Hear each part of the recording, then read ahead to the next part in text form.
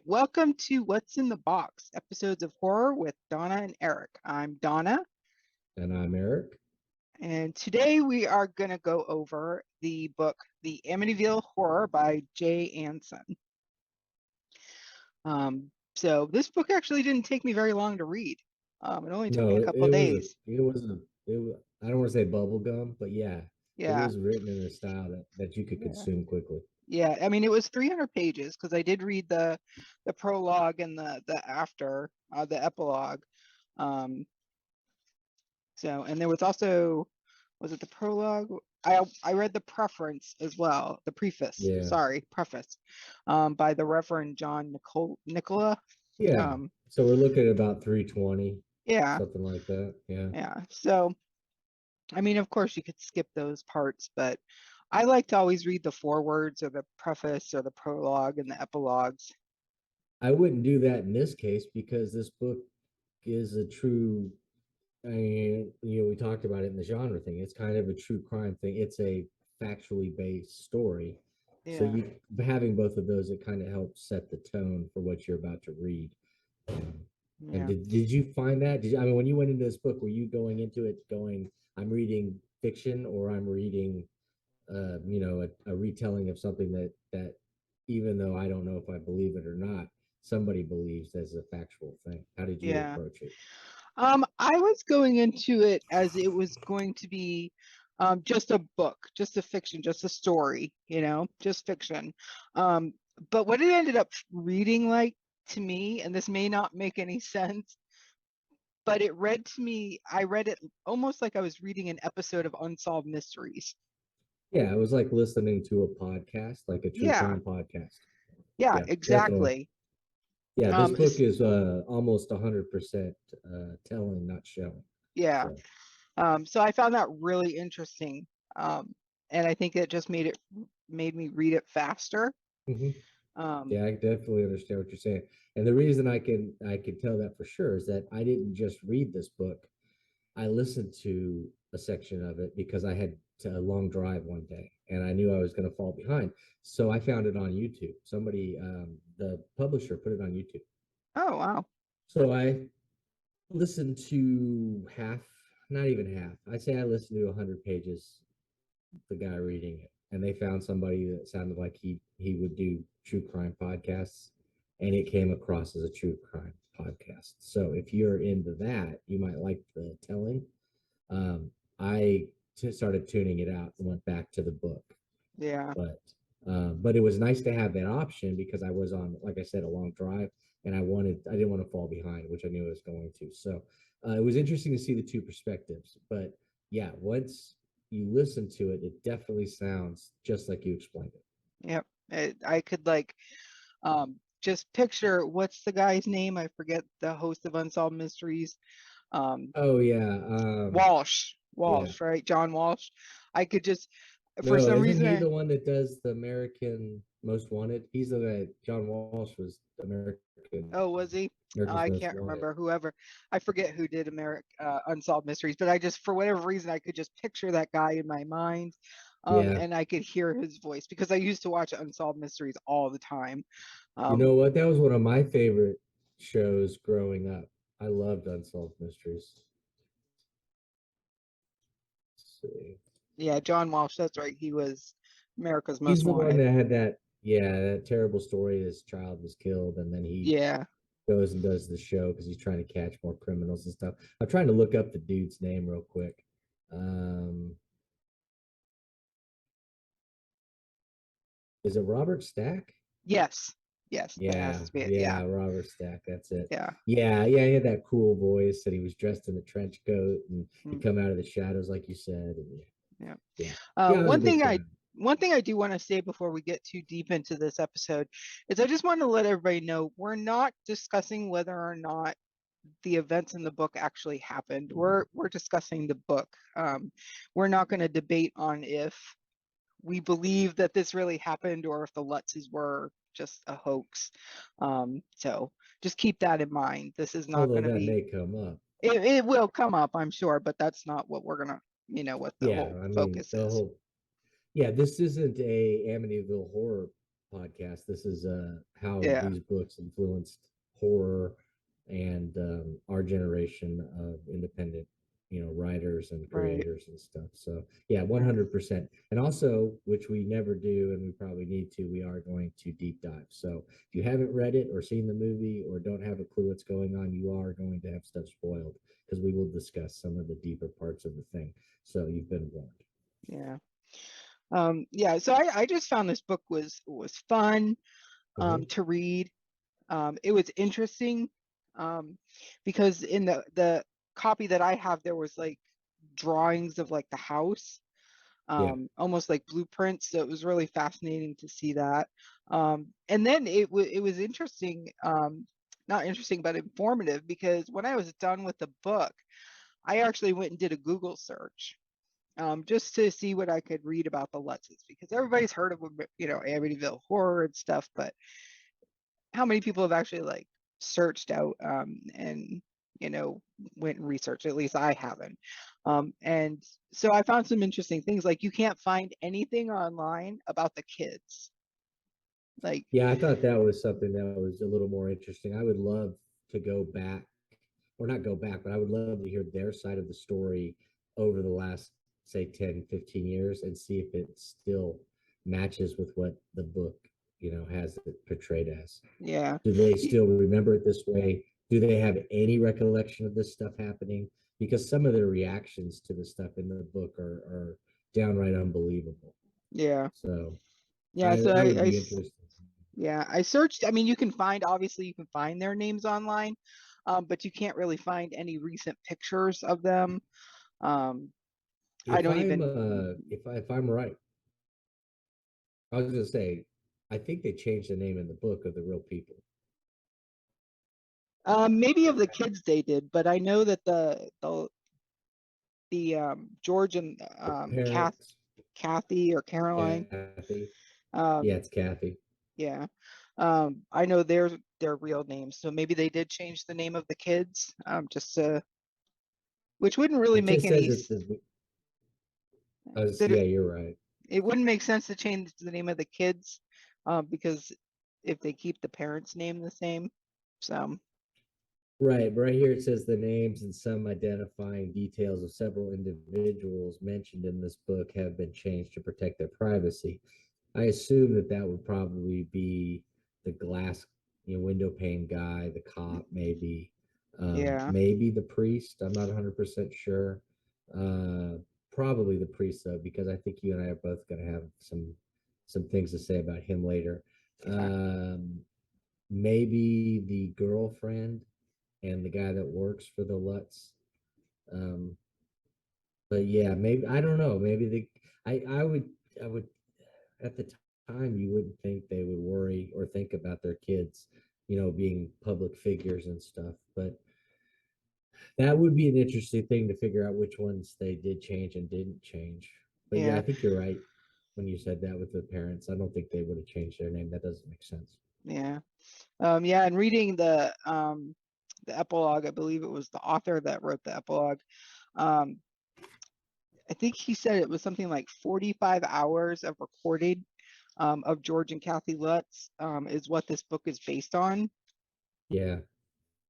So it's basically, once you read that, you realize this is basically a transcript of just what it is that they had said. Um, Yeah, I felt like that's exactly what you were reading. You feel like you're reading a well put together transcript. Obviously the author knows what he's doing. He knows how to write it in a way that it doesn't 100% read like a dry transcript. Um, but the way that it flows, the way the facts are kind of given out, it goes back to your point about the podcast. It really does come across as a podcast, yep, a true crime podcast or whatever. So I thought it was written well enough and it was enjoyable. And there are moments in this book where I'm like, oh, like this is a little tense or this is, I thought it was well done. But the problem is that the haunted house genre itself has been so overdone that we have better examples of it in books, I think, later. And I think, but the uniqueness of this one is that if you were to believe it at face value that it's a true story, I think that's what lends it to I think that's what pushes it up and makes it a Yeah. better book than maybe you would if you were to think if somebody handed you this book and said this is a work of fiction, here you go, and you don't have that thought that maybe this happened to these people. I don't know if you would enjoy it as much, but it does definitely has that feel to it that it's that little bit of realism where you can kind of put yourself in their shoes. Yeah. Yeah. And of course, the edition I have was, when was it first published? 1977 it was first published. So, back then, the thought that this could even be a true story would be truly horrifying to a lot of people. Because back then, Yeah, people were still, I don't want to say people aren't religious now in 2022, but in they're not. 1970, yeah, in 1977, I think religion played a bigger part in people's lives for the most part than it does now. I don't know if I that think so makes too. sense. Yeah. Oh Um, yeah, it makes total sense. We've become way more secular as a country. Now, these aren't religious characters. right. This isn't a religious family, but you can see that they do still have some connections to their upbringing. The fact that she's Catholic, the kids are Catholic, and he just married into it, but he immediately follows in their, you know, he wants the priest there. He wants to talk to the priest, all that stuff. More so, but I mean, the only reason he's dealing with the Catholics is because she's Catholic. Yeah. It's not like it's his lifestyle or any of that stuff. But yeah, I totally 100%. This is why these books, I think the four we're going to read, we read The Exorcist. That was what, 72? Yep. So we've got this one at 77. I think Rosemary's Baby came between these two, or maybe it's early, late 60s, but I think it was early 70s. And The Omen will also be um, in the 70s. And I think you see how big a part religion played with people and kind of preyed on their fears and it amplifies everything you were taught as a child if you went to church. You Right. know, Yeah, and I don't think, um, back in the 70s, I don't think that, a story about a serial killer, you know, would be as terrifying to people as something that could possibly, like The Exorcist, demonic possession, Amityville, demonic right? possession, I think you I know? think people probably believed more in demonic possession than they did in serial killers, especially in the early 70s. I mean, it was few and far between. It didn't seem until the mid to late 70s that we really got a boom. I mean, we had Charles Manson, and if I deep dive into it, I'm probably talking out of my butt, but Yeah. it does feel like it wasn't until the 80s that we really started getting this concentrated idea of the serial killer.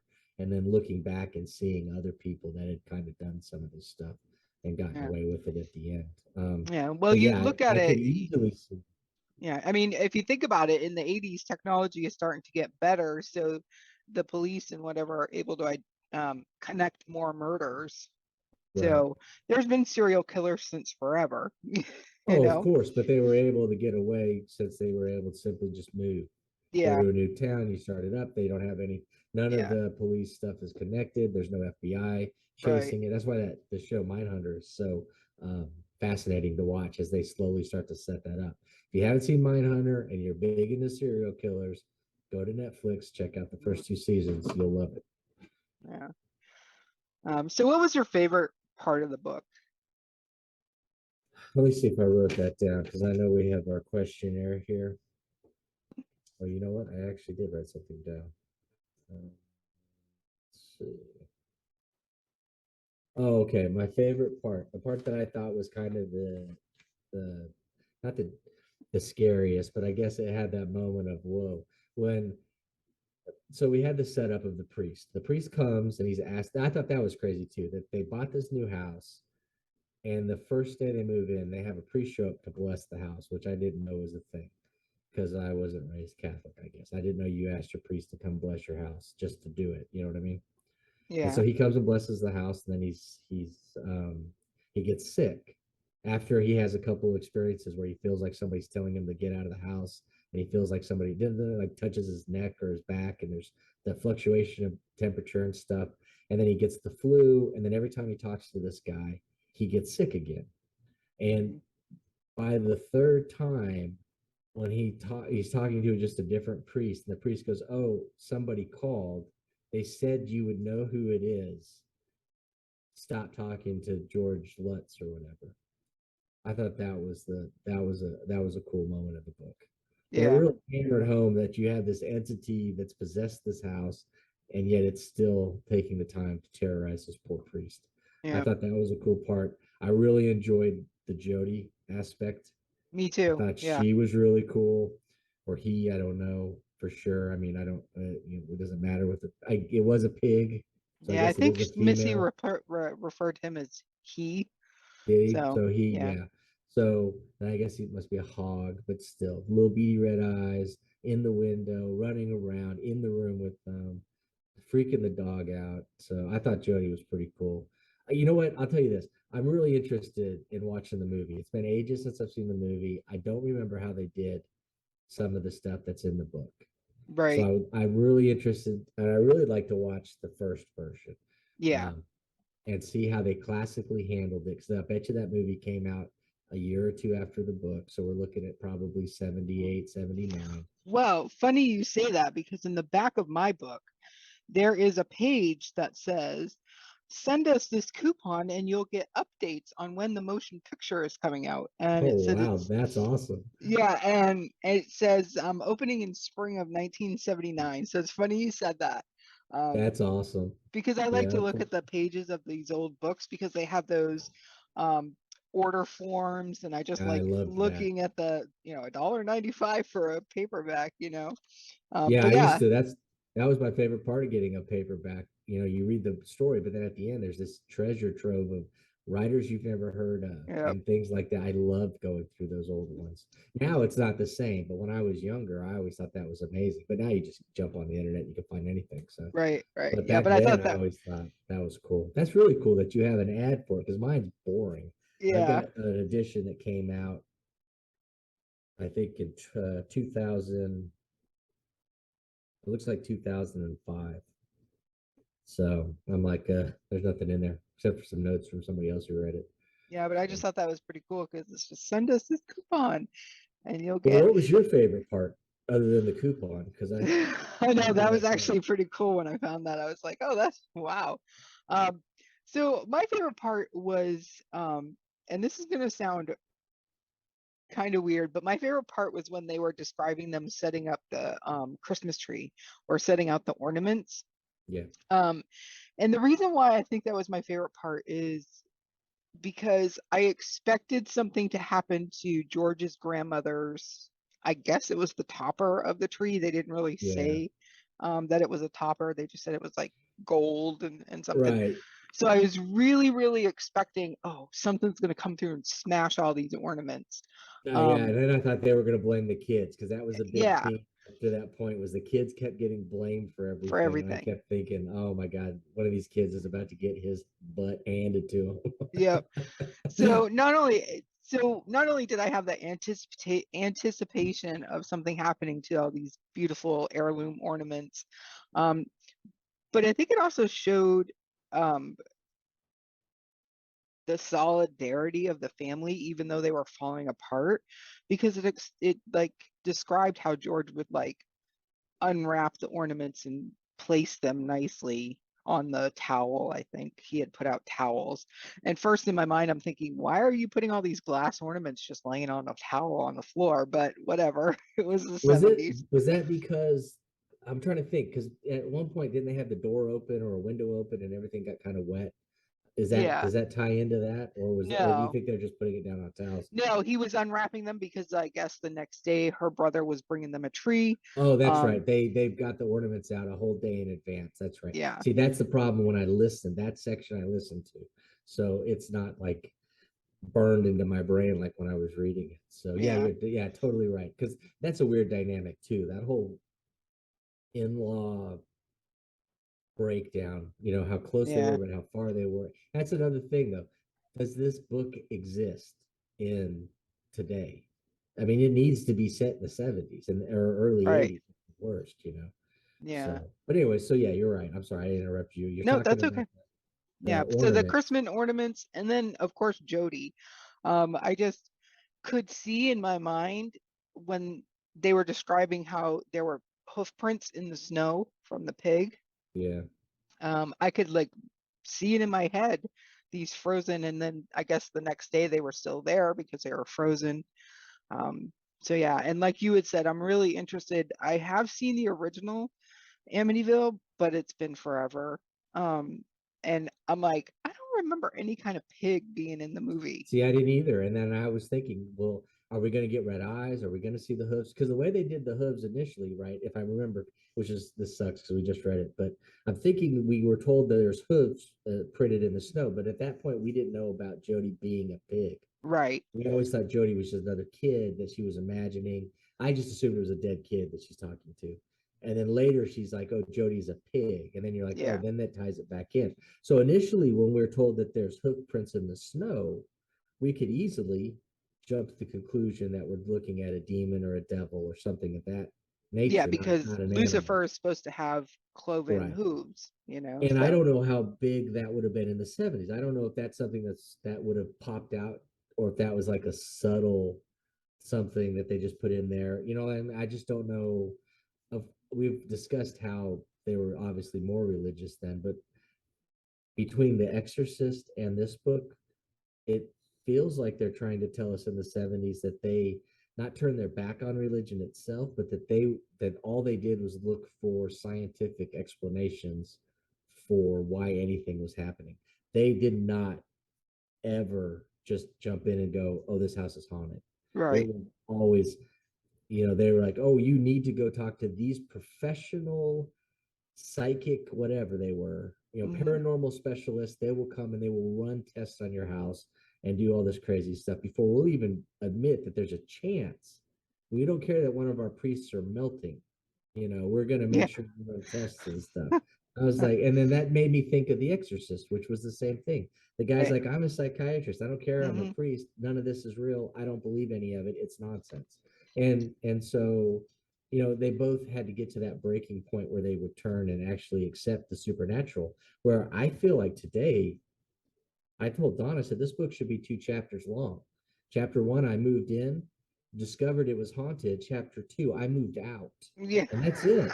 There's nothing Yeah. else to it. These people dug in. They're Yeah. like in there trying to fight spirits and stuff. Well, I'm you like, got to look wow, at the situation that they're in. They have no money. that's true. So they just bought this house. They have no money. Did that not Um, blow your mind too? The prices that they were throwing around. yeah. I mean, he's like 80,000. I thought, well, I said 80,000. That's a lot of money back in 75. But then I looked at Yeah. the blueprints and I'm like, this is like the Taj Mahal. This thing With is like a pool gigantic. and a boathouse and it's Yeah, and on the he's like, water. I just paid all the boats off and the cars, and we have this business that just bought all these cars. I'm like, good Yeah. Lord, I was like, Yeah. as a kid, Yeah. I didn't notice any of that. As an adult, all I'm thinking about I was thinking property taxes. I was like, well, I wonder how much property taxes. Do you get charged by what you paid for the house initially, or are they telling you that the house is still worth more? And then do you Right. have to go and say, well, listen, 6 people were murdered in this house. I don't think it's worth more than $80,000. Right. Right. So I But yeah. spent a So lot of time being an idiot yes. adult at the Yeah. So they beginning. dug in because they just had no money to go anywhere else. And I got to tell you, if I found out my house was haunted, I would not be leaving either because I'm like, I don't have anywhere else to go. Yeah, You know? but at the same point, they did. The mom is Yeah. 30 minutes away and she's begging them to at least let the kids come. Yeah. And they're like, nah, they have school tomorrow. We're going to make them stay in the haunted house Yeah. where we know stuff is going on. Yeah. I thought you could at least let the kids go and you can still do what you want to do. I Yeah. thought that was a little weird too. It was weird the stuff that they decided to dig in on and the other stuff that they were like, okay, this is the last straw. Yeah. And I Yeah. And thought they're that was like, kind of oh, weird. we'll just stay one more night. Yeah. They're like, oh, the car Okay. magically wouldn't start. So we're going to stay one more night. It does start the next day. And then they come back. I'm like, Yeah. I don't know. It was weird. Some of it was weird. But at the same time, you're right. Especially if we're supposed to take it from the 70s. This point of, because I mean, this obviously a 70s book. They're smacking the kids around. He's beating his dog. Nobody's blinking at any of that. But if you did that today, of course everybody would be up in arms. I bet you Yeah. more people are upset that he knocks the dog with a rolled up newspaper than they are about anything that happens to the Yeah. family or anything. Well, let me tell you, I was really pissed off that that dog stayed outside. Well, I get it though, because it's not a husky, but it's from that family. Yeah, And those dogs love to be outside. So I I know. kind of got that. But at the same time, I was more upset with when they would force it into rooms it obviously didn't want to go into. When it was terrified and they Yeah, would drag it into the girl's room and yeah. then Or tie it up and stuff. I thought yeah, didn't he drag him that, down to the basement too, or yes, and something? they found the hidden room, which I thought was another cool part of this book, was the way, and of course, if it's factual, then this is how it happened. But the way that they were able to piece together all the little things that told you the history of the land and the house and how Yeah, it was. It by the time you're done, you're thinking they were sacrificing people in this house. They were calling up demons. They were, practicing witchcraft or something, and you can see all these little things. But when they found that secret slaughterhouse room, where I guess Jody might be representing the spirits of those, or maybe a demon that comes up from those sacrifices. But that yeah, dog was terrified and didn't want to stay in there and ran up to the stairs. And then when they let him out, he took off and hid somewhere else. 100 pages later, they're up in their bedroom and the dog is in the basement again. I was like, how did they get the dog in the basement? We already know the dog's terrified of the basement. So how do they, right. so they forced him in there. So I was more upset about that than I probably Yeah, was about anything. And I that's know. because, I just grew up with always having our pets inside, so I'm yeah, like, well, why I is get that that dog too. out there? And it's like they're describing like the snow is like up to his knees, and I'm like, the poor dog's out in the freaking snow. And most of the time I'd be like totally with you. But since it is from the Husky family, those knuckleheads are so hard to get in when it is nice Yeah, and cool out there. But at the same time, when the weather got really bad and we they had the did bring terrible him in. storm, they did Yeah, bring the dog in. And then the dog's like, why are you bringing me into the haunted house? Please put me back out in the storm. So then yeah, I was like, I'm with the dog. I think the dog's the smartest character in this book right now. So, but and that's why I always joke with anytime I see, like when we saw Paranormal Activity, or I saw Blair Witch Project, you go home, there's a dog in the house. Dog's not freaking out. I don't have to worry about it. I'll just be yeah, fine. Second the dog freaks out, I'm out the door. So, right, but yeah, I didn't get that part. But you're totally right. He had overextended himself to the point that the IRS right, was coming to look exactly. at him. And so, yeah, I could see how he wants to dig in and say we can't go. But I guess it goes back to your point of how together the family was. Yeah, And it and was kind of a nice thing because he's not their father. right, I mean, they've recently been married. I got the from the book, I kind of get the feeling that they may have been married a year, two, no more than 3 years. I didn't think they'd been married more than 3 years. right, And she's a mother of three very young children. And so, you look at that and then you can kind of get that feeling of of a true family because, at the time, I would think in the 70s, that's probably the time when divorce started becoming a little more acceptable. yeah, But it's still a big deal for a man to step up and become a true father figure, because right. a lot of times you get horror stories with the other stuff happening. So Yeah, and you think so too in the 70s, people were still in the mindset of the man has to be the provider. So I think it was a lot of not only was George being affected by whatever was in the house, but also his, if we leave this house, that means I can't provide for my family. not And only I don't, that, it's I'm a failure. I'm If a we failure. leave, I'm a failure because my business is going to go under, and I've ruined this situation, and I've failed my family. And that I Yeah. could see eating away at a man. Hmm. Unfortunately, and that's a question I'd love to ask you now: is the who do you think he was channeling? Because they get in the house and they all start taking on different personalities. And so we know that the base, and if you don't know, if you haven't read the book or seen the movie and you're still with us, before these people buy this house, this dude who lives there with his family drugs his entire family, his mom, his dad, and was it three brothers and sisters? Was It it was six people. six? So Yeah, so it must have been like two four brothers, two, siblings and the yeah, parents. drugs them. They're knocked out, and he goes around and he shoots each one. in the back of the head, I guess, because everybody's laying on their stomach and everybody's passed out. And he says voices are telling him to do this stuff. And so he gets convicted. And they can't sell the house. Lutzes come in, they find the house, and they're like, $80,000. This is a steal. We don't believe in any of the nonsense. We buy the house.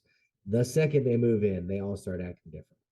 And so, but I'm wondering, is he channeling the guy that killed everybody, or is he supposed to be channeling the father? Because it doesn't make much sense if he's not channeling the bad guy, but at the same time, it Well, doesn't make sense. DeFeo was still alive. Ronnie DeFeo Right. was still alive, so He's he still couldn't. alive, but is he channeling whatever possessed Ronnie? I guess is the question. Yeah, I think so. Um, at the end of the book, I can't remember exactly, but that was when the Warrens went to the house and they had another medium with them. Um, and they were like, there was an old couple. That was the old couple that kept touching her and hugging her in the kitchen. Yeah. And then there was the little boy, and then there was like Yeah. malevolent spirits. So And did the I little boy think, show up to the in-laws, the brother-in-law and sister-in-law, when they stayed? yeah, Did the yeah, little boy yeah, show up to them? And yeah, the little girl said that little boy's around all the time. So yeah, she saw him. yeah. Okay. So I don't really know. I don't think he was actually channeling anybody, or I think just the malevolent force was So affecting them. so like the evil coming from the well or whatever, the evil spirits from the well are coming up, and whatever force caused the main character initially to kill his family, we just feel like that's what's affecting the dad, because Yeah. that makes total sense. But at the same time, the mom is acting different. The mom is dreaming about different sex stuff and partners and things of that nature, and And she's threatening to break every bones in her right. kids' She's way bodies. more aggressive. She's Yeah. she's slapping the kids when they're out of hand, doing all that kind of stuff. He's out of character. That he doesn't ever raise his voice to the kids. He's roaring at them.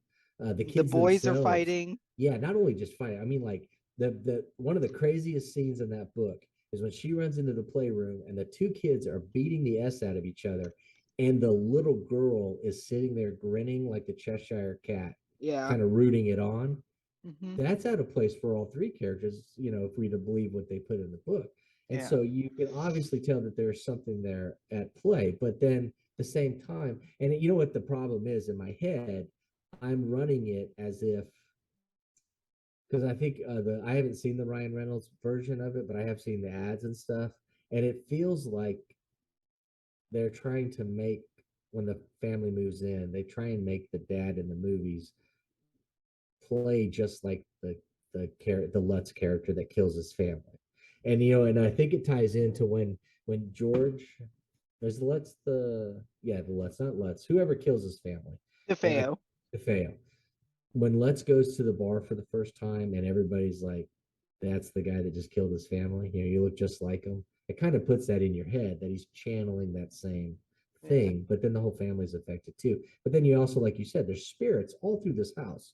You have a medium come, that's not a professional, but she's, whatever. How did they word it?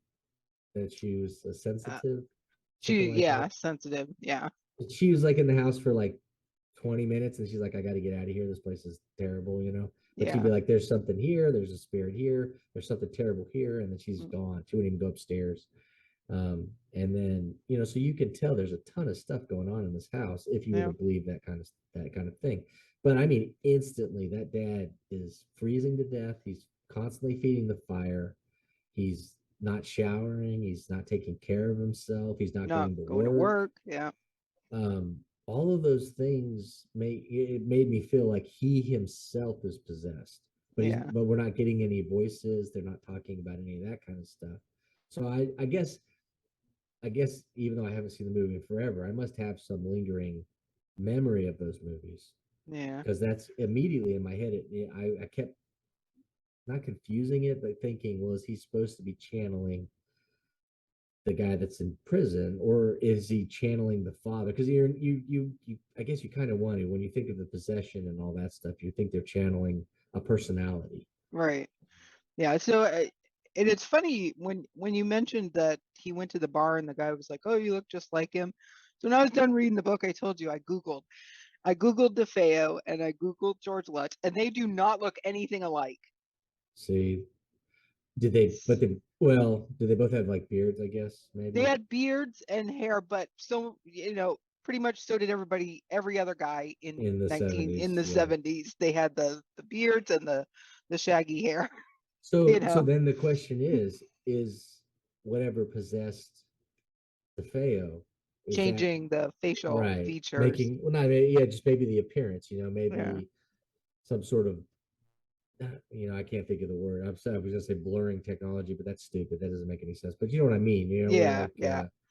Yeah, because I the looked, and of course they're only black and white because sure. pictures from the 70s, but DeFeo had dark hair and Lutz had like, honestly, I almost want to think he was a redhead, I but he was looked more that's blonde. the yeah, that's what came to my head when you were Yeah, sitting there. So yeah, that's a funny thing, and maybe it's the way he carried himself. yeah, Sometimes you can do that when you'll meet people and you're like, oh, that reminds me of this person because of the way they carry themselves, their cadence, all that kind of stuff. And maybe that's what this character has. But maybe that's what he picked up from the house. But just within a week, they were so drastically different than the picture that's painted at the beginning of, this not happy newlywed, family. yeah, but Yeah, coming together and everything's looking peachy and they're all going. And then by the end of the book, their entire lives are in shambles. And that's what would make you think that maybe this is a load of BS because how much money did they make off of the books and all that kind of stuff. hmm, But like you said, the Warrens, then you have to go to that conversation. There are people that don't believe the Warrens or anything either. But right, right. so um but it read as a book. It was entertaining. I was Yeah, I thought it was fun. I couldn't wait to get to the end to see how it was going to end, even though I know that they were going to run away. I knew that they finally get enough is enough and they run out of there. But I wanted yeah, it got to the point where I was interested to see how much they would put up with. Their windows are constantly being broken. right. A And this, banister ripped out and hanging, and they're acting like no big deal. The kids are I'll running just up and fix down the it. stairs and stuff. Yeah, The doors that were, and the way they made the doors sound, they made them sound like that was Fort Knox. But I'm like, that's just a front door, dude. You yeah, could, but still, the fact that it was ripped off the hinge. But I thought yeah, that was kind of weird. Now the boathouse that had a lot of weird stuff too, and it makes yeah. you wonder what was going on in the boathouse. But they never really, Never really explained anything yeah. or And did at one point, and when I was listening to it, at one point it said he started thinking maybe the money was hidden in the boathouse. But did they ever? They don't no, go do that at all, do they? No, I didn't no. think so. Because I think about that. That was about when I stopped doing what I was doing, and I was able to go back to the book. But I was Yeah. as an entertainment, I thought it was well done. And Oh, even absolutely. though it's definitely written, like you said, the podcast, it is telling you Yeah. A happens, B happens, C happens, and then next day. But I thought the characters, as people, they were for the most part believable. I had trouble with the father. And Yeah. I know you sent me that message. This guy's driving me crazy, but Yeah. I Yeah. I think we was, should deep dive into him. yeah, Father Mancuso. I'm like, what's going on here? I just, I don't know. His first of all, first of all, if this guy had like 104 fever for like however many days, and his fellow priests and even the rectory doctor or whatever is not sending him to the hospital, Yeah, that's a little suspicious to me. Um, oh, I'm just going to drink some tea and stay in my apartment and I'll be fine. yeah, Um, but I've got this flu and my temperature's been over 100 for the last whatever couple days or whatever. Like yeah. And maybe that was 70s medicine. I don't know. I know it terrifies me to think. What were they just doing for people? Slapping Yeah, those because I think band-aids and kicking them out the door. if you have like 104 fever today, like you're going to the ER, Yeah. you No, yeah, know? you're panicking when it gets over 100 just Yeah. to make sure.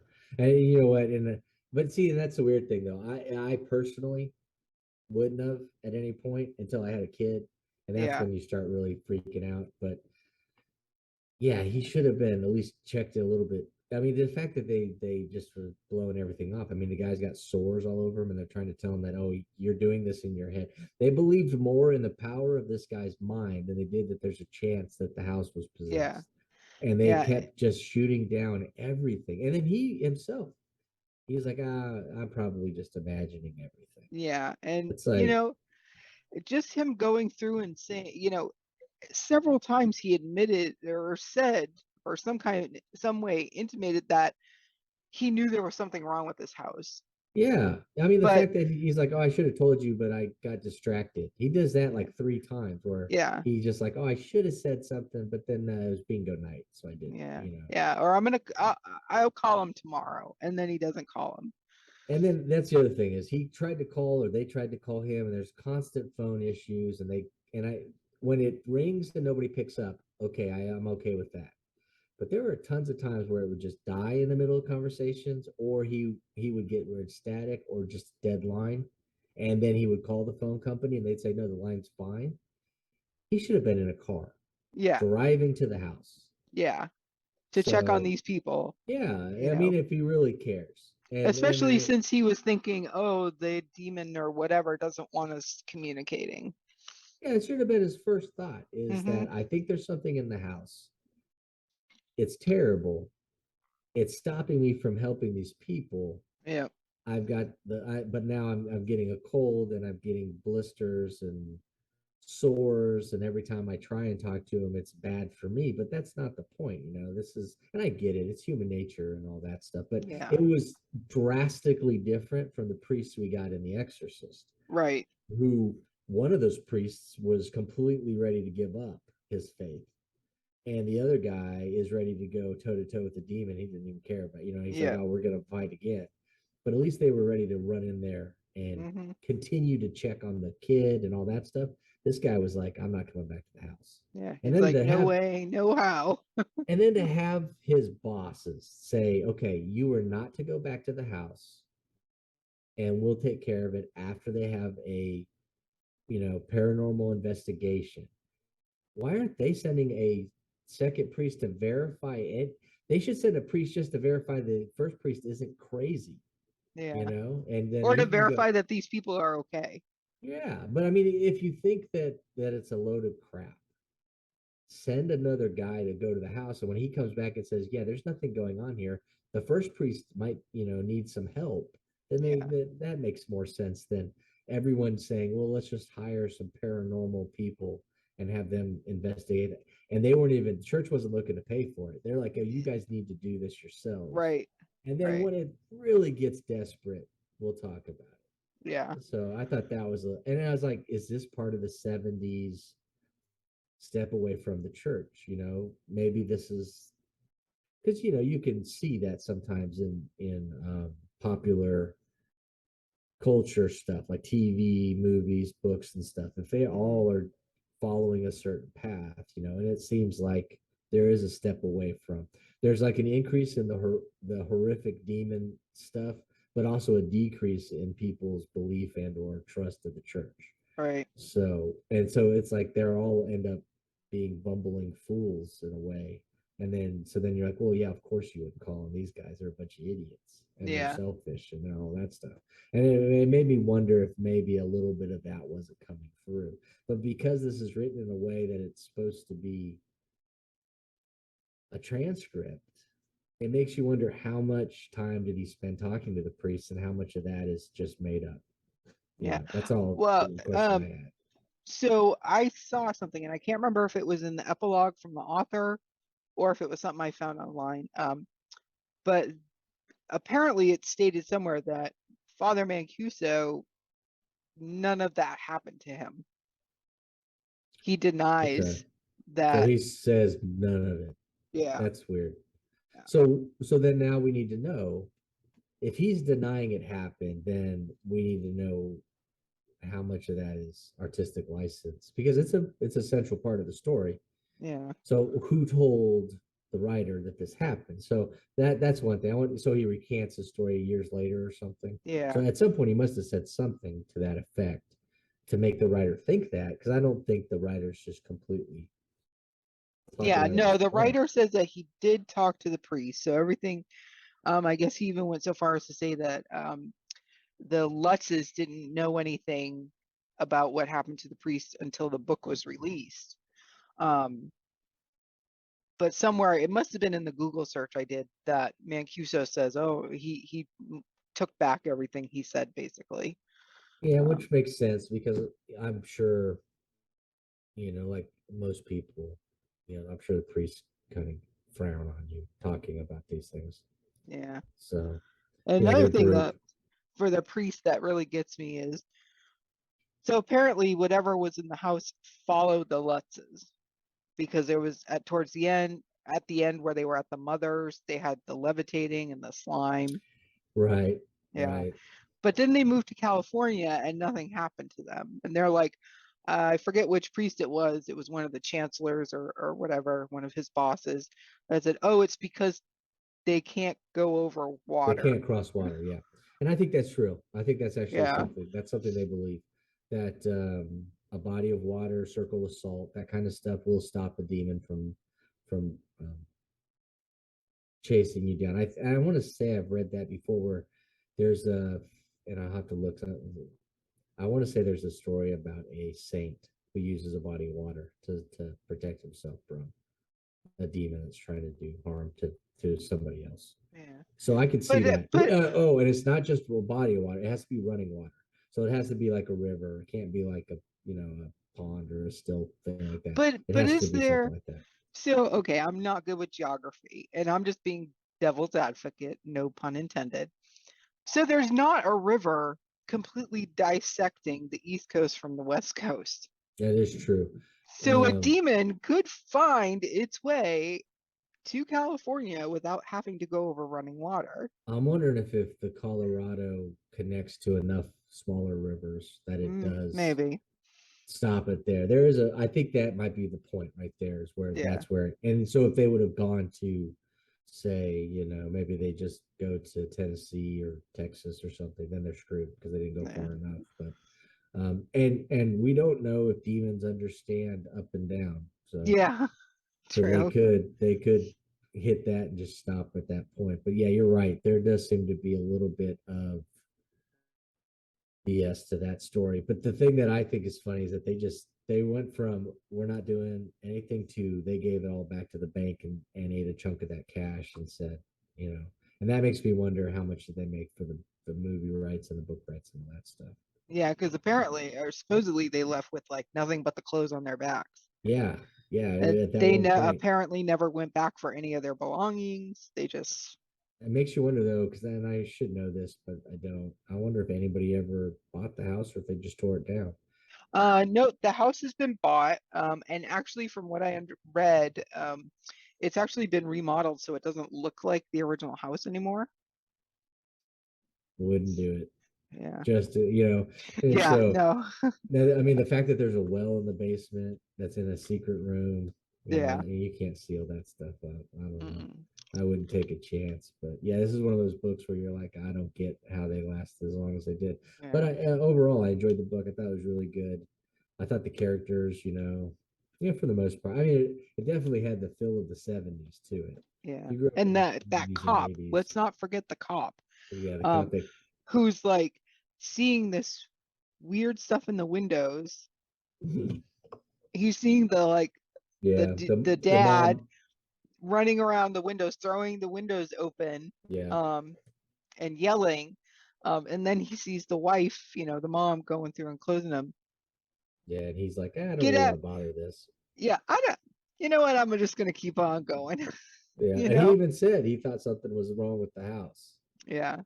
So he's like, but He's it's like like, sitting there just watching it and like, get out of your car and go and check on these people. yeah, he's like, is now that's the question. At that one point, remember the guy that shows up for the housewarming and he has his beers and he walks around and then he leaves with his beers? Yeah, Was what that the was cop, or is that just some random guy? they do it basically I don't think they ever really They explained it. didn't explain it, Just did some they? random guy. So that's just weird on itself. Makes you wonder what was going on. And here's where we get to the point. If this is a real story, a true story, I assume most of the stuff they put in there is for a reason. Yeah, So I'm the whole time I'm trying to figure out who the guy is. So I'm like, yeah, I wonder if maybe it was one of the other officers coming in and doing a check. But I thought it was weird the way he said, "I came in with these. I'm leaving with these," and took his beers and left. I thought yeah. that was Well, an he odd didn't. Yeah, statement. and he wasn't actually a neighbor. Did he just say He he's in the neighborhood or something? It was he something. keeps a boat at somebody's house. That's right. That's right. Yeah, Yes, his buddy down the street has they share the yeah. apartment, So I so he's not think even a real person. he's not So even a real neighbor. So I kind of think maybe he was just there to like look at the house. give us a sample of the weirdness, because I mean, we get the Yeah, kid that won't go past the entryway he plays with his coat on. Then yeah, you get that guy that comes in, but see, he doesn't leave because he has a weird experience or a weird feeling. He just shows up, looks at the house, walks around a little bit, and leaves. He's the weird experience, so that doesn't yeah, even play into that part, because at least everybody else that the mom has a problem with the house, the brother-in-law. That's another thing. Where the hell did that $1,500 go? you know yeah.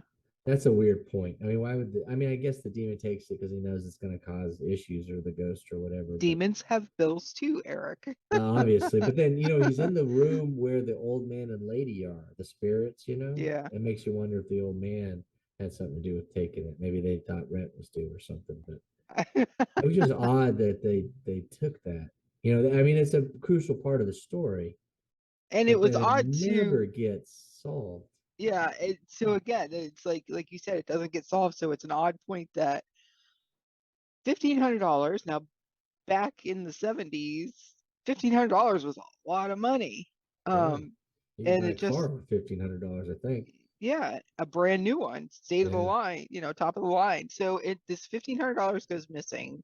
The dude goes on his honeymoon and comes back, and he's like, "Hey, did you ever find my money?" And they're like, "No." And he's like, "Weird." yeah, I know, weird. Yeah, yeah, that was a weird dynamic. The whole thing was weird with the family. The whole Yeah, dynamic of it was, um, but at the same time, I guess it goes back to your point about how tight knit they were. yeah, Because I mean, the mother seemed to really like George. They were very distressed when he was acting weird. Not just because of the danger it may pose to the daughter, but they seem to generally care for him. yeah, It doesn't come across as like he's a bad guy, he's just a wrong situation kind of thing. yeah. So I was I actually surprised. Sorry that at the part where Kathy had those burns on yeah, her, that was weird. that the mom didn't blame George. Yeah, you got the idea that she thought that maybe he did it, but Mm, that she wasn't going to go there. And yeah, that kind of falls into that weird vibe that a lot of families had back then in the 60s and 70s, where once it's if it's between a married couple, it stays with the married couple, and even doesn't matter how much evidence you got, they almost never would butt into that kind of situation. That was private stuff. yeah, So you kind of got that vibe, but at the same time, she couldn't have been that worried because she left yeah, and said, "Well, if it's still bad, we're going to deal with it later." Um, yeah, no, but at the same time, the fact that they burned the person who touched them, not yeah, her, but the person touching, that right there should have been enough of a we need to get out of the house kind of right, situation. yeah, So I would have thought, and maybe that's more because of nowadays, but you'd be like, oh, there must be some sort of weird mold or something in the house causing this reaction. We need to get out of the yeah. house. But these When people were she turned into dead the old fast. lady, would have been Right? time for her to Yeah, get out of the you're totally house. right. Yeah, when he's like looking at her and she's like 1,000 years old, and she's got deep like cuts in her face, and I don't think they meant like cuts, Yeah, I but don't. more like lifelines. Yeah, Like, when you get that real old weathered look, yeah, and they they don't really blink at that. It's like he's like he made peace with it, and then it was going to be fine, and the next day it was gone, so they never talk about it again. yeah, And you know what? I'll tell you what this book needs. This situation. It needs to be set now so that people could have cell phones, so that we could see pictures and videos of all this crazy stuff. Right. It's weird how none of it's happening while when we can get quick proof. You think they would have set up cameras or something, Yeah. because there's a lot of stuff they talk about that a picture would have really helped their case. Yeah. And it's not like they didn't have cameras or even Right. movie cameras back then, you Heck, they know? could. The '70s was big with the Polaroid camera. They could have had instant pictures. Yep. Maybe a little faded looking, but we could have at least seen a little bit of this. The fact that it never occurs to them to take a picture of some of this stuff, um, and that they keep blaming the wind for things that can't, be the wind. I think Yeah. that's kind of funny, but I also think that's the sensibility of the time, and that's something that people today, I really do feel readers today forget. They forget to think about when a book is written and when the book is taking place, and both Right. of those things can really affect how people perceive the situation. And so it's interesting in my mind to go back and read these books from the '70s and kind of see how people, the way they reacted to some of this situation. Now, of course, the first one's fiction with The Exorcist, but I mean, that was batshit crazy the way they acted with her. Like Yeah. both levitate. Both books have people levitating and nobody bats an eye. I Yeah. don't get it. That's Yeah. the stuff, nowadays you think that we would be, but maybe people were levitating all the time and they just Yeah. didn't make it into the history books. But I think that's the funny thing. But that's something that we need to think about. We need to, as readers, remember when a book is placed and when it was written, because they're gonna, the fact that they're just smacking the kids around the way they do, and Yeah. I mean, I grew up in the '70s, '80s. I've been smacked a couple times. I know it. It's, people Mm-hmm. would be shocked if it happened in this day and age. Oh, yeah, for So, sure. but I just thought it was kind of funny reading it. The things that stand out, but those are the details though that would make a book from the '70s Yeah. really work. But I gotta say, after reading The Exorcist and reading this book, I don't think a book written today based in the 70s would make you feel as much of the era that it was written Yeah, in. even by somebody who lived in the '70s. Yeah. But if they wrote it today, they're going to be too influenced by the last 10, 20 years. Right. I don't think they can capture, because when I think of the '70s, there's a dirtiness to the '70s. Mm-hmm. There's a grime. And if you lived and wrote during that time period, I feel like you're totally right. You capture it. And you Yeah. can, and especially if you watch movies from the time period, you can see it. Because Yeah. that's when they're starting to try and be more realistic, and they're trying to be less cutesy and more, down to earth, or however you want Right. to word it. You're not getting these big, colorful, um, happy-go-lucky movies. In the '70s, you're starting to get movies that are trying to show you what life's really like, and so Yeah. you really get that. But you're right, that both books had that little bit of film on it that you wouldn't have captured properly. It had Right. just a little bit of dirt you got to scrub through to get to the heart of the matter. Yep. And I'm really interested, because it's been a while since I've read Rosemary's Baby. I'm interested to see, because that one's more uptown New York at this time period, Yeah. and the Omen too, because the Omen's going to be more affluent. So I'm kind Yeah. of interested to see if we get the same feel with those two as we get with these. Yeah. But yeah, I thought they did a really good job, and it's interesting. You're right. I can't imagine this book being placed anytime other than The 70s. '70s or early '80s. It really has that feel to it, and you need that. It's amazing to say this because it doesn't feel like it was that long ago, but God, people were so naive in the '70s and '80s. Mm-hmm. It's like you needed that ability for disbelief in all these situations, because I just feel like people today they're either so cynical about it, or they would immediately go to, this is supernatural or whatever. They're a Yeah. lot more open. People are a lot more open now with how they connect with the supernatural, or that kind of situation. So you can see it, just the way people talk and stuff. But back then, it feels like it's almost as if people didn't understand this stuff existed. Like it was, too fantastic to Right. even contemplate. So they don't even contemplate it. They just immediately, oh well, it was the wind, or it's the Yep. the foundation or whatever nonsense Yeah. they were trying to Yeah. tell The themselves in this foundation book. is settling. Yeah, and Uh, so, but there are so many situations in this book where you're like, you cannot explain any of it. You got yeah. people levitating, you've got people touching you, grabbing you, you've got eyes in the window, the hoof prints, you've Yeah. got um The garage the door, the yeah, dog being sleeping ripped. all the We're talking time. about a garage door being ripped off of all of the hinges except for one and hanging there. And it's so heavy that one man trying to do it can't deal with it, you know? And he's a big guy. The way I pictured it, and I probably because of the movies too, because of course Ryan Reynolds is ripped in that movie, but Yeah. even the first movie, the guy's a big guy. You know, now I can't think of who it is. Well, we can Yeah, talk I about know. that when we Yeah. see this the movie, but Yeah. um I'm really interested to see how they handled all this stuff. But I mean, I just when you read all the things that happened, 28 days in this house, I'm shocked they made it past 2 weeks because there's Hmm. a lot of stuff going on that I'm like, oh, the marching band through the house. Yeah.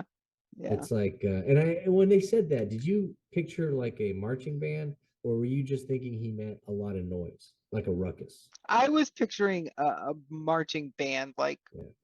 I you was know, too, and I thought that's kind of weird. Why are we not talking more about this? Do you think it ties into the dad having that huge party? Because the bartender says I was at the house the one time they had a big party, they had a whole bunch of people there, they were celebrating something, and that's when he tells the guy that there's a hidden room, even though Lutz already yeah. knows about the hidden room. Do you think they had a marching band that night, and that's what we're I supposed don't to tie know. it to, or does? Because then Maybe I was trying somebody to think. likes listening to marching band music. Right, but I'm like, how? I mean, because you would think it would tie in some way, but it's another, and maybe that's why this book is good. Is he does something that I like to do. It's I don't like to explain everything when I write. Sometimes I like to leave some stuff like just out there, and you just either accept it or you don't. This book has a lot of that. You're Hmm. going to have to accept it or you don't.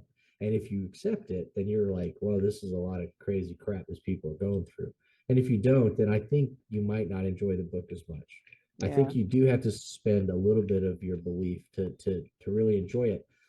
But I think he does a good enough job that by I want to say the fourth, fifth chapter, he helps you suspend that belief. Right. He gives you the room to embrace your disbelief and to just enjoy the story for what it is. Yep. One thing that drove me crazy, and I this is the first thing I wrote down on my paperwork, because our list of questions, exclamation marks. This guy, that's what he thinks. How does his editor allow this to happen? Yeah. I Listening to it allowed me to get back into the book, but for a Yeah. while there, all I could see was the marks, and I kept thinking, this is going to drive me insane Hmm. because he was telling us, tell you that line, and then boom, you're supposed to be shocked. It's like, Yeah. okay, this is driving me insane. I don't think anybody would ever embrace the exclamation mark like they do in this book, but Yeah. So I actually read a book.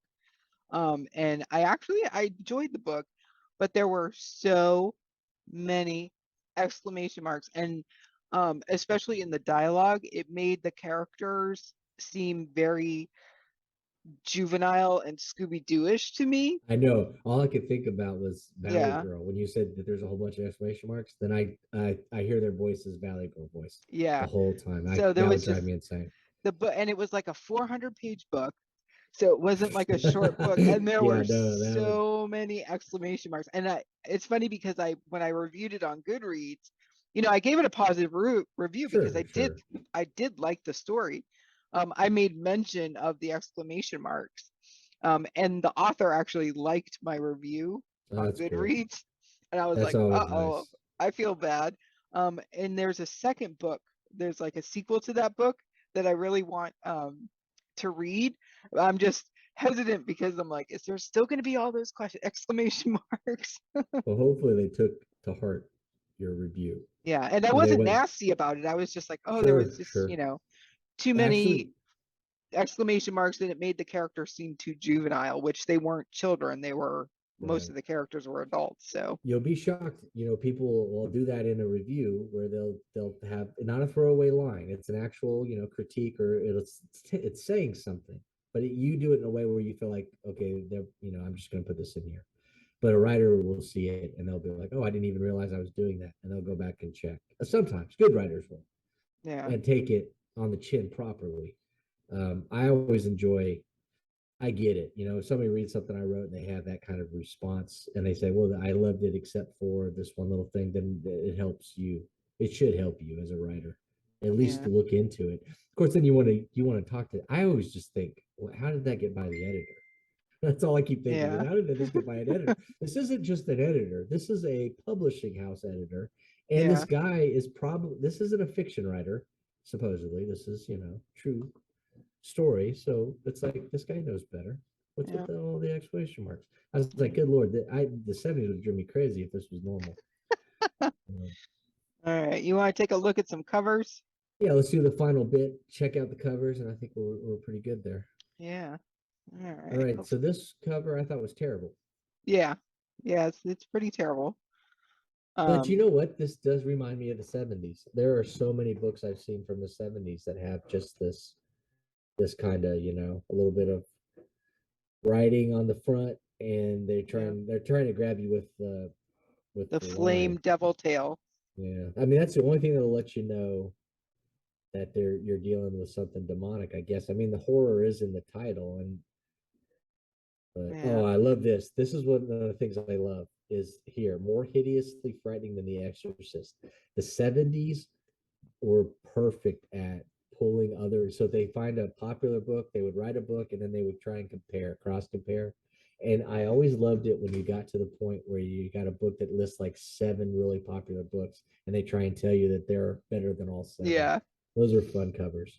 But Yeah. I hated this cover. I wouldn't pick the book up if this was the Yeah. cover.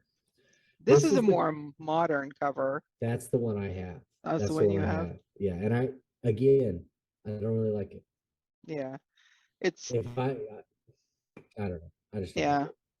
Yeah. I don't like that one. This is the cover that I have. See, Um, yeah, I like this cover. I think this cover is cool. yeah, and it's got the devil tail.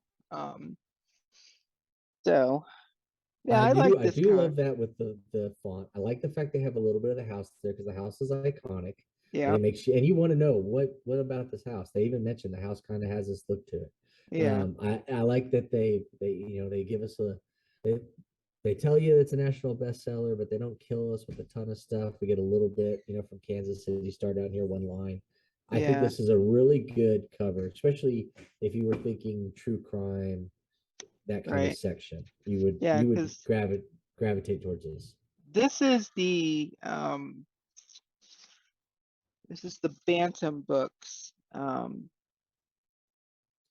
See, and I think Bantam, 1978. So this is the second cover edition. The original Prentice Hall was published in 1977.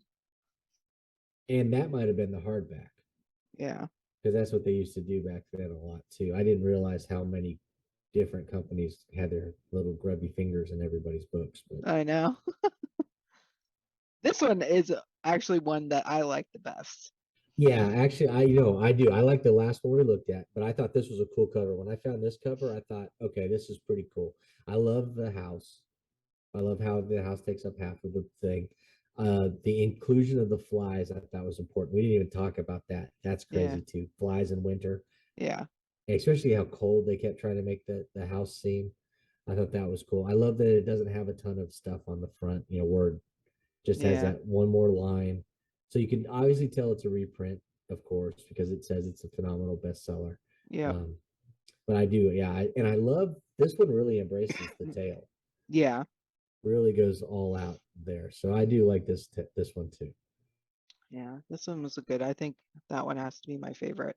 Yeah, now this Um, one I is one of the hardcovers. It yeah, was the only reason I grabbed it. I thought if I saw this and this was the first printing, I would probably pick it up. It's interesting enough. It's got the devil tail. There's nothing to tell you what's going on. You've got that a true story on there, and it does have that feel that something terrible is going to happen. But I thought that it was interesting choice just having the two flies. and no And house. right, yeah, it just so you got this Amityville horror. You're not expecting haunted house. You're not expecting any of that. You're just something terrible, and I love, nowadays we're very, um, a true story doesn't move anybody anymore. But back then, when you would see a TV show or a movie or a book was based on a true story, we almost always thought 100% true.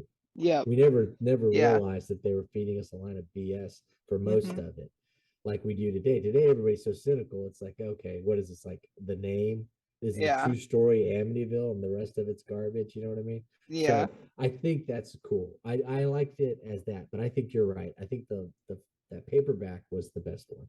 Yeah. This one here, I Yeah. think that was, and that's why. So when we've been going through these books, I search out the older versions, um, just so I can get the cool covers, and the little extra bonus things like that coupon for the movie Yes. information. Like that's pretty cool. That's Um, very cool. And I and also I love. actually have, in the front cover, the previous owner, wrote her name and the date.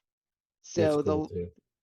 I don't know exactly who the actual last owner was, but it was owned by somebody in 1997. First name Carolyn. I won't say the last name, but not that that matters. But yeah, I just thought that was interesting when I always find that's interesting, the people that will put their name, because that used to be very common. I used to You do it all the time, put your all the name time. in and date it, Yep. and we don't know is the date when she got the book or when she read the book. That's Yeah. also, that would be interesting to know too. But Yeah. yeah, I love those.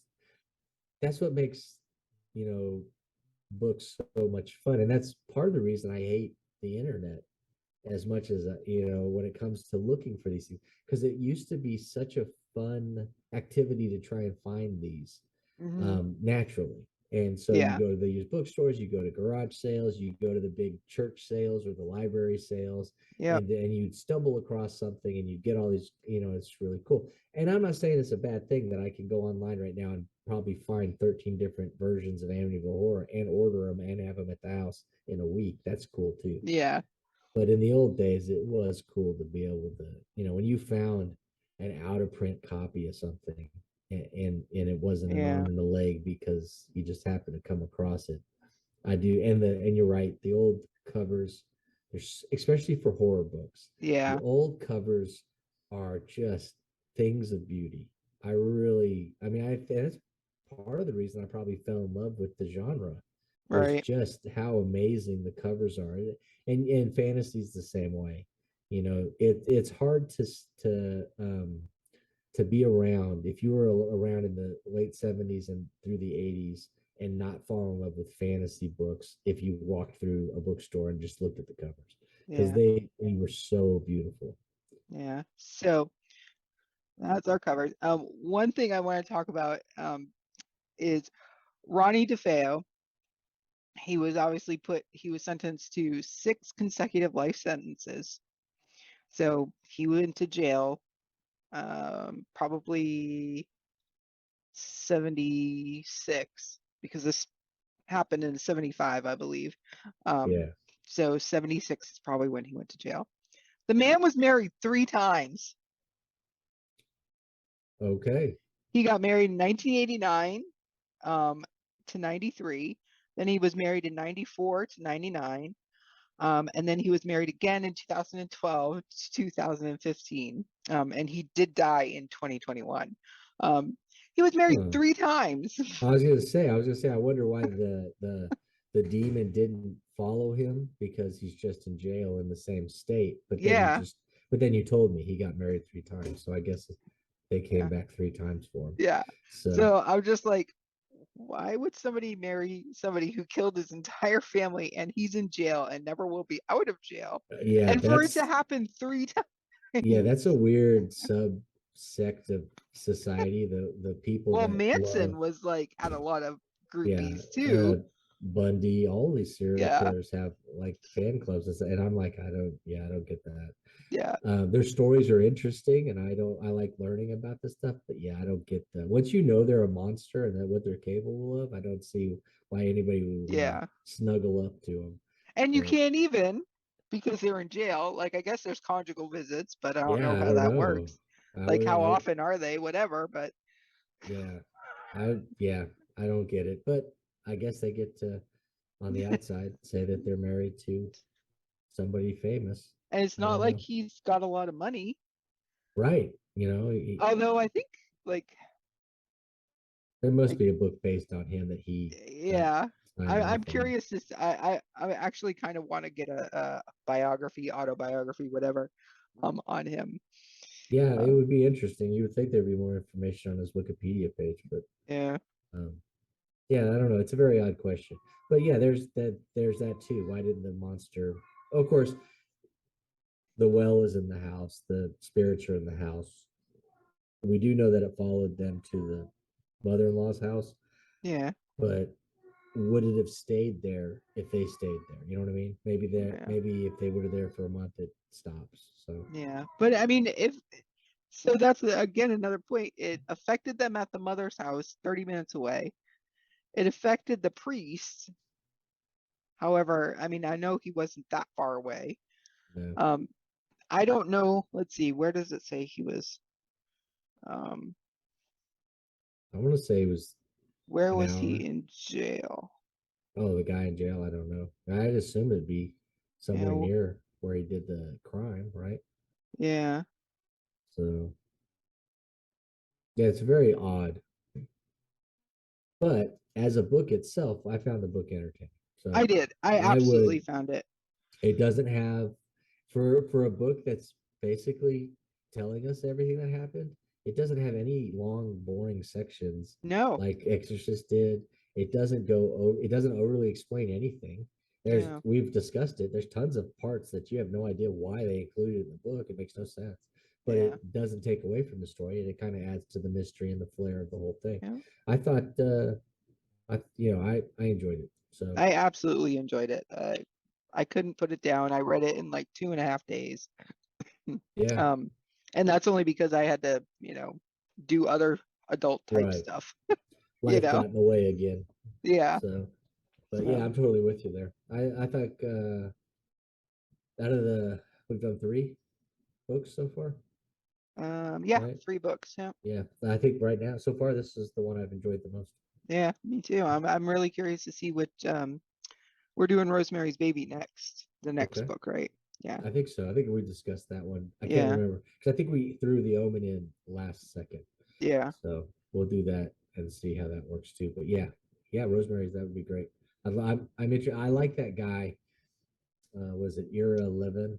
Ira He Levin, yeah. he I've read a couple different things that he's written, and not everything is horror based. Uh, I just like his style, so it'll be fun to go back and read that one. I haven't read that book in a long time, so Yeah. uh, All right. So yeah, definitely check out Amityville Horror.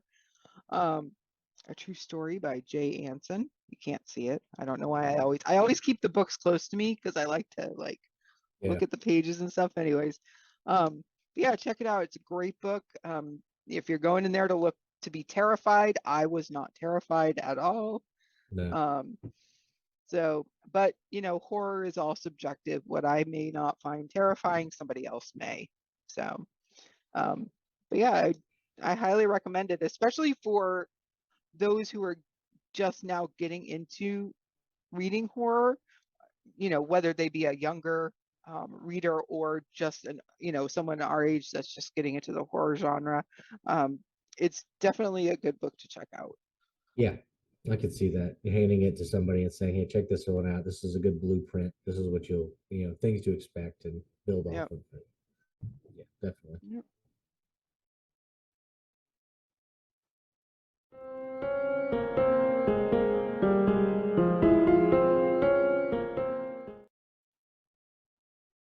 All right, so we are doing the not Stephen King book of the week, and this week I have got Nevermore by Harold Schechter, and I'll have the link down below. This is one of my favorite books.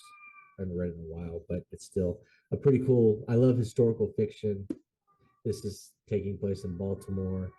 Main character is Edgar Allan Poe, so it's a really cool thing. There's a killer going around copying his stories, so the police think Poe is the killer. So, and then that's the beginning of the book, and he's trying to solve it, help the police, and clear his name. And it's just a cool thing. If you like Poe, there's a lot of little nods to him And this guy is a great true crime fiction or true crime writer. So it's nice to read his fiction. So, he has that way of mixing the horrific with, just a good story. So, anyways, that's the book for this week. And I'll have the link down below. I think we are all done for the week. Yes. So thank you for joining us, and we hope you tune in next time for the next episode where we talk about the movie, The Amityville Horror. All right. See y'all Thank you. later.